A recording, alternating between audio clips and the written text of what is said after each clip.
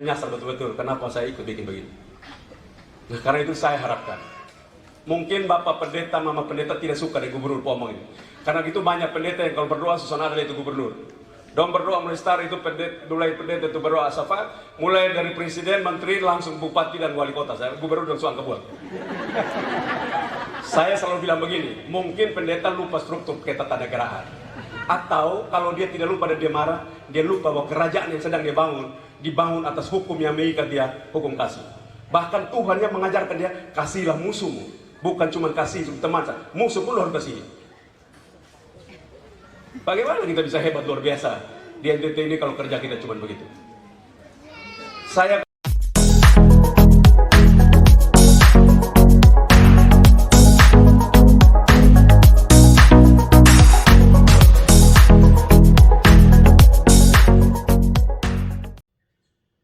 Shalom, saudara yang diberkati oleh Tuhan Yesus Kristus. Salam jumpa dalam kasih Tuhan.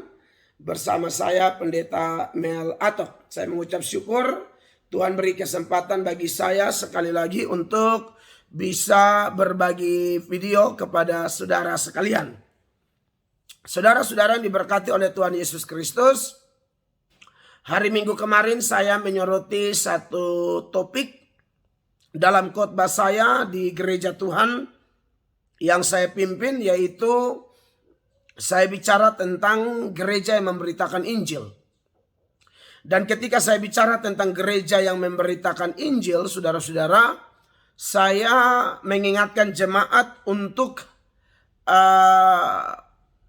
mengingat betapa pentingnya hubungan antara berdoa dan memberitakan Injil. Karena kita tahu ajaran Kristen itu jelas ya, berdoa dan bekerja. Doakan apa yang kita kerjakan dan kerjakan apa yang kita doakan. Dan dalam membahas tentang betapa pentingnya hubungan antara doa dan pemberitaan Injil, saya menjelaskan banyak hal. Salah satunya adalah saya mengingatkan jemaat seputaran doa Bapa kami. Menarik bahwa dalam doa itu disebut Bapa kami, bukan Bapakku, Bapamu, atau Bapa dia. Artinya dia Bapanya kami. Kita bisa masuk ke kamar doa, kunci kamar lalu berdoa dengan Bapa. Tapi kita tidak bisa atau tidak boleh mengunci Bapa bagi diri kita sendiri. Karena dia Bapa kami. Maka dari itu kita berdoa untuk semua orang. Bahkan boleh untuk orang-orang yang tidak seagama dengan kita. Lalu kita wajib mendoakan para pembesar, para pejabat, dan lain sebagainya. Dan itu saya tekankan. Nah, saya kemudian lihat video ini ya, saudara-saudara, satu postingan di channel Biro Administrasi Pimpinan Provinsi Nusa Tenggara Timur. Itu dalam sebuah acara ya, saudara-saudara. Itu acara Bapak Gubernur NTT menghadiri Bapak Gubernur NTT menghadiri syukur atap gereja, proses renovasi gereja Immanuel Oenesu Klasis Kupang Barat. Itu Gemit. Dan menarik, dalam video itu saya dengar, ternyata saya nonton videonya secara lengkap. Ternyata itu adalah gereja di mana Pak Gub dibaptis di situ. Jadi kalau saudara bertanya-tanya, ada yang belum tahu Pak Gub itu gereja apa? Beliau Gemit. Karena beliau dibaptis di Gemit. Dan saya lihat ada banyak dorongan yang beliau sampaikan di dalam sambutan tersebut yang sangat baik bagi jemaat. Beliau ingatkan bahwa kita itu lebih tekankan membangun orangnya, bukan gedungnya. Gedungnya bagus tapi orangnya rusak, ya buat apa? Karena yang nanti masuk surga itu bukan gedung tapi orang. Dan itu menurut saya itu keren, bagus. Dan juga karena Pak Gubernur ini setahu saya beliau memang suka baca Alkitab atau biasa baca Alkitab. Sehingga dalam sambutan-sambutan Pak Gubernur itu, Bapak Gubernur juga seringkali kutip ayat seperti itu ya. Dalam sambutan itu saya ingat beliau kutip ayat Matius 25 itu ya, mulai ayat 31 sampai 40 sekian. 46 di mana Tuhan Yesus pisahkan domba dan kambing, dan beliau singgung bagian itu di mana menekankan tentang kita harus menolong orang, berbuat baik. Dan memang Kristen harus seperti itu. Berdoa dan bekerja. Doakan apa yang kita kerjakan dan kerjakan apa yang kita doakan. Dan karena memang Pak Gubernur ini biasa baca Alkitab, dia tahu ayat. Jadi memang dalam sambutan beliau khusus, apalagi berurusan dengan acara gereja atau orang Kristen, beliau pasti ingat ayat-ayat yang dia baca, lalu beliau kutip, dan beliau otomatis punya pandangan teologis sendiri, begitu ya. Dan soal pandangan-pandangan teologis Pak Gub, ya kalau menurut saya itu memang layak didiskusikan dalam forum diskusi. Hanya saja video yang diposting oleh Biro Administrasi Pimpinan Provinsi Nusa Tenggara Timur itu konteksnya sambutan, jadi monolog satu arah gitu kan. Kalau dalam forum diskusi itu pasti menarik untuk didiskusikan pandangan-pandangan teologisnya Pak Gubernur.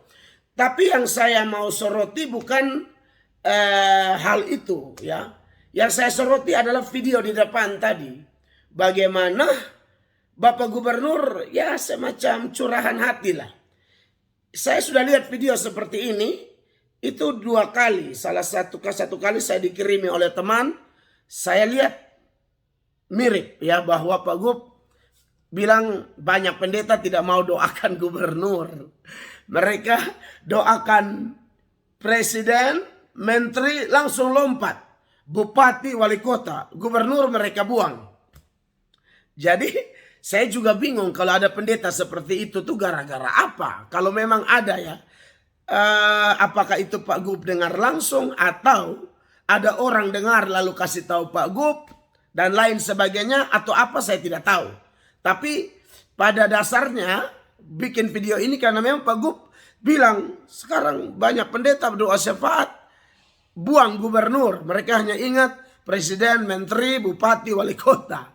Nah ini Pak Gub bilang mungkin mereka tidak mengerti struktur. Kalaupun mereka tidak suka gubernur, mereka harus ingat hukum kasih. Menurut video yang Pak Gubernur sampaikan tadi itu. Saya nonton semuanya. Tapi saya tertarik untuk bahas yang ini ya. Saya pikir-pikir ya, kalau memang ada pendeta seperti itu, kenapa kira-kira? Apakah waktu pemilihan dulu dia memang tidak pilih Pak Gub? Atau ada faktor-faktor lain? Nah itu tidak dijelaskan secara eksplisit, secara detail oleh Pak Gub dalam sambutan itu. Pak Gub hanya angkat saja bahwa ada fenomena itu. Kayak begitu ya. Nah jadi saya karena mengajarkan kepada umat harus doakan pejabat, lalu mendengar curahan hati Pak Gub dalam sambutan itu, saya jadi bertanya-tanya ini pendeta siapa? Kalau memang ada pendeta pun alasannya apa dia?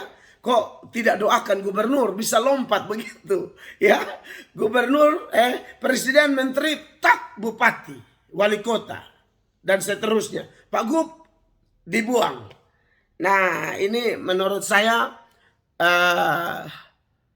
kita perlu respon. Ya khusus saya. Kenapa saya respon?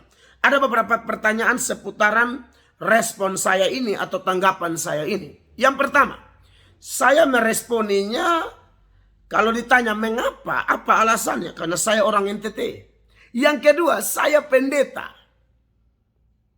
Dan yang ketiga, saya pendeta asal NTT yang sadar bahwa saya ditempatkan di NTT untuk bangun NTT. Karena untuk bangun provinsi kami ini, banyak unsur yang Tuhan pakai. Unsur pemerintah, ya, unsur pejabat, unsur gereja, unsur rohaniwan, unsur pemuda, unsur apa lagi. Ya sudah pejabat, tokoh agama, tokoh adat, dan lain sebagainya. Kita bangun NTT. Jadi tidak bisa memang bangun NTT satu orang, itu tidak memungkinkan. Nah untuk membangun negeri kita ini kan dibutuhkan kesatuan hati. Jadi kalau saya bicara, memang saya harus bicara karena saya orang NTT, saya pendeta, dan saya pendeta NTT yang Tuhan utus ke NTT bersama semua kawan-kawan pendeta yang lain untuk membangun negeri ini.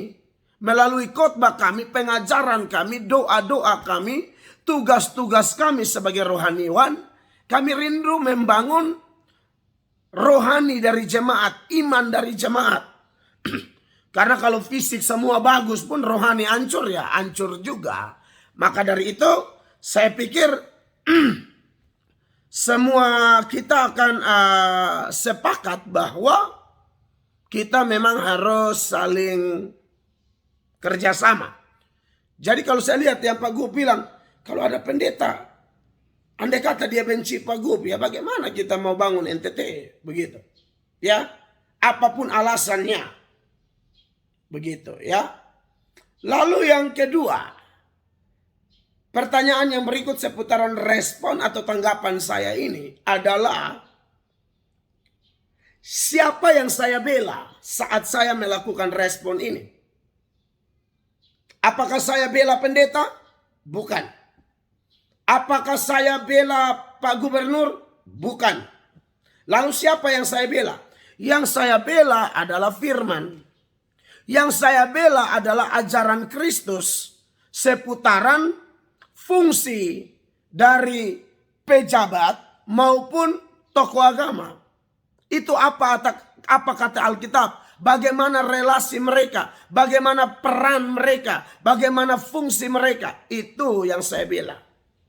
Mungkin saudara berkata, loh kok firman dibela-bela? Oh iya, firman perlu dibela. Firman itu pada dasarnya kebenaran. Tapi kan banyak orang bisa dipakai setan memutarbalikan kebenaran. Maka perlu ada yang namanya pembelaan Injil.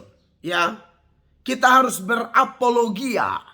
Berapologia itu melakukan pembelaan iman. Memberikan jawaban, tanggung jawab terhadap iman yang kita percayai. Itu apologia. Muncullah kata apologet atau apologetika. Nah, saudara-saudara yang diberkati oleh Tuhan Yesus Kristus, sudah pasti ya, pemerintah itu hamba Allah. Rohaniwan itu hamba Allah. Jadi kalau Pak Gub bilang tadi, ada pendeta mungkin karena tidak suka dengan Pak Gub, lalu tidak doakan Pak Gub, menganggap Pak Gub musuh. Nah ini kita perlu perbaiki dulu hubungan ini. Begitu, karena kita sama-sama mau bangun NTT. Nah apa ajaran firman tentang pemerintah? Roma 13 ayat 1 sampai 7 kan? Ya saya baca ayat 1 dan 2 lah. Dari Roma 13 itu ya. Pemerintah itu hamba Allah. Ya. Roma 13 ayat 1. Tiap-tiap orang harus takluk kepada pemerintah yang di atasnya. Sebab tidak ada pemerintah yang tidak berasal dari Allah. Dan pemerintah-pemerintah yang ada ditetapkan oleh Allah. Jadi sekalipun orang tidak pilih Pak Gub dulu. Tapi kalau Tuhan sudah pilih beliau jadi gubernur kita, ya dia hamba Allah. Dalam artian tugas dia sebagai pemimpin daerah. Begitu ya. Ayat 2. Sebab itu barang siapa melawan pemerintah, ia melawan ketetapan Allah. Ya.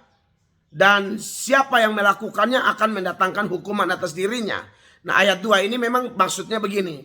Sepanjang pemerintahnya itu bertindak sesuai firman Allah, sesuai aturan, kita harus hormat dia. Kita lawan dia, kita lawan Allah. Tapi kalau pemerintahnya misalnya seperti Ahab, Raja Ahab yang giring orang sembah berhala, itu harus dilawan. Itu harus dilawan. Itu pemerintahnya sudah dipakai setan. Dia diangkat oleh Tuhan menjadi pemimpin, tapi seiring berjalan dia dipakai setan seperti Ahab. Nah itu masalah tuh. Jadi pengertian kita taat pemerintah ini sepanjang dia sesuai aturan dan sesuai firman Allah. Jangan coba-coba lawan.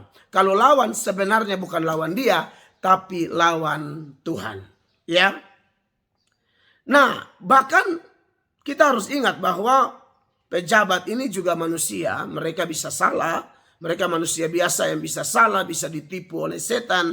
Oleh karena itu kita wajib mendoakan mereka. Dan itu ada perintahnya secara khusus di dalam 1 Timotius 2 tuh. Mulai ayat 1. Ini doa yang dikehendaki Allah. Salah satu jenis doa khusus bagi pembesar ya. Bukan hanya pembesar, semua orang, tapi ada penekanan khusus untuk para pejabat di sini.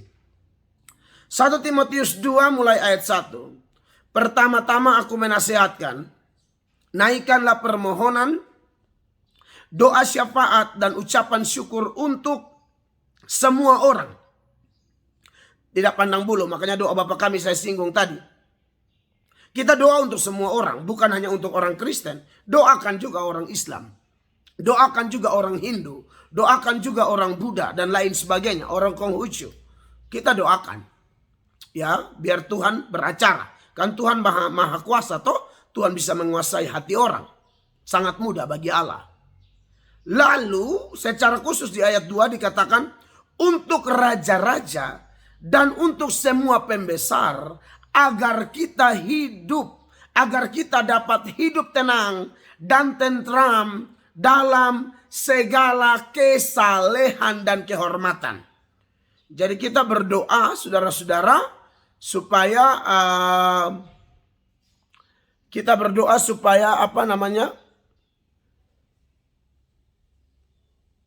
pejabat itu hidup dalam kesalehan kita juga. Jadi bukan supaya kita aman tenang menurut versi kita, tidak, menurut versi Tuhan. Makanya ditambahkan segala kesalehan.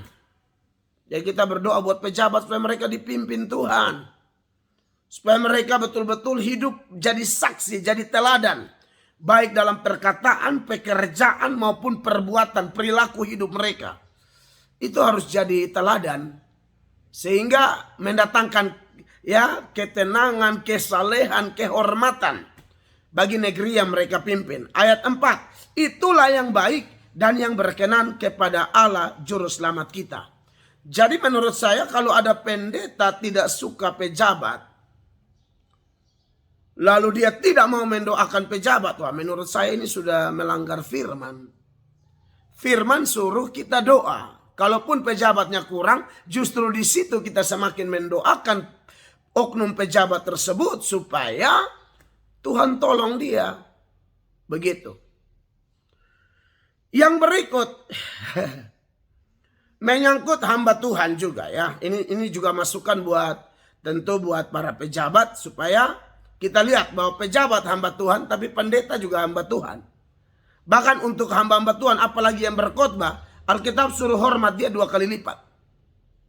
Saya baca 1 Timotius 5 ayat 17. Penatua-penatua yang baik pimpinannya. Nah ini juga ditekankan. Bukan asal memimpin. Yang baik pimpinannya. Patut dihormati 2 kali lipat. Terutama mereka yang dengan jeripaya berkhotbah dan mengajar. Ya. Ternyata penghormatan 2 kali lipat. Di sini kalau kita lanjut di ayat 18. Dia bilang begini. Bukankah kitab suci berkata, janganlah engkau memberangus mulut lembu yang sedang mengirik. Dan lagi seorang pekerja patut mendapat upahnya. Jadi itu penghormatan yang pertama secara ekonomi atau penghidupan dari hamba-hamba Tuhan. Makanya setiap gereja itu ada tata gerejanya, ada sistemnya untuk menggaji pendeta. Kalau zaman Lewi itu ada persembahan khusus untuk Lewi. Jadi penghormatan yang pertama dari sisi ekonomi, penghidupan mereka. Yang kedua secara moral. Ya, etika moral itu memang hamba Tuhan harus dihormati. Saya ingat pernah ada pejabat ya tertentu yang tidak hormat pendeta. Dia remehkan pendeta, usir pendeta, maki pendeta. Karena dia lagi posisi di atas angin. Jadi dia bisa seenak-enaknya maki pendeta, anggap remeh pendeta. Ujung-ujung orang ini menderita sakit sampai seluruh kekayaan yang dia kumpul itu habis hanya untuk bayar rumah sakit. Meninggal miskin. Karena usir pendeta, hina pendeta. Dalam satu kasus tertentu. Ya, yang diusir waktu itu seorang ibu pendeta. Kalau saya dengar informasi itu, saya sedih sekali. Mereka cerita itu di saat oknum pejabat ini dia sudah mulai istilahnya, dapat dapat tantangan begitu luar biasa, baru mereka bilang, beliau ini pernah usir pendeta loh. Oh, nah inilah. Pendeta menghormati pejabat karena pejabat adalah hamba Tuhan. Pejabat juga hormati pendeta karena pendeta hamba Tuhan. Bahkan hormat dia 2 kali lipat. Jadi menurut saya, ya kita ikut firman aja. Baik pejabat sesuaikan hidup dengan firman. Baik pendeta sesuai hidup dengan firman. Relasi antara unsur pemerintah dan unsur gereja, unsur pejabat dan unsur rohaniwan ini harus kembali kepada Alkitab. Jangan pejabat ambil alih tugas dari pendeta. Jangan pendeta ambil alih tugas dari pejabat. Mereka bekerja sama. Ya, saudara masih ingat bagaimana Saul itu, Samuel katakan kamu nih bodoh, perbuatanmu bodoh. Itu gara-gara apa saudara-saudara? Tunggu Samuel tidak datang, dia ambil tugas Samuel sebagai imam, sebagai nabi. Samuel bilang kau ini bodoh sekali. Nah inilah, jadi masing-masing ada perannya. Mari kita lihat di dalam 1 Samuel ayat 13. Saudara bisa baca dari sebelumnya. Tunggu Samuel mempersembahkan korban. Samuel belum datang, jadi Saul ambil alih tugas, padahal itu bukan tugasnya raja, bukan tugasnya pejabat itu, ya. Itu adalah tugas Samuel. Maka di dalam 1 Samuel 13 ayat 13, kata Samuel kepada Saul, perbuatanmu itu bodoh. Engkau tidak mengikuti perintah Tuhan Allahmu yang diperintahkannya kepadamu. Sebab sedianya Tuhan mengokohkan kerajaanmu atas orang Israel untuk selama-lamanya. Tetapi sekarang kerajaanmu tidak akan tetap. Tuhan telah memilih seorang yang berkenan di hatinya. Dan Tuhan telah menunjuk dia menjadi raja atas umatnya. Karena engkau tidak mengikuti apa yang diperintahkan Tuhan kepadamu. Nah itu. Karena Samuel mendapati Saul bertindak. Kok kau bisa ambil alih tugas saya? Kau tuh raja bukan imam, beda tugas. Kayak gitu.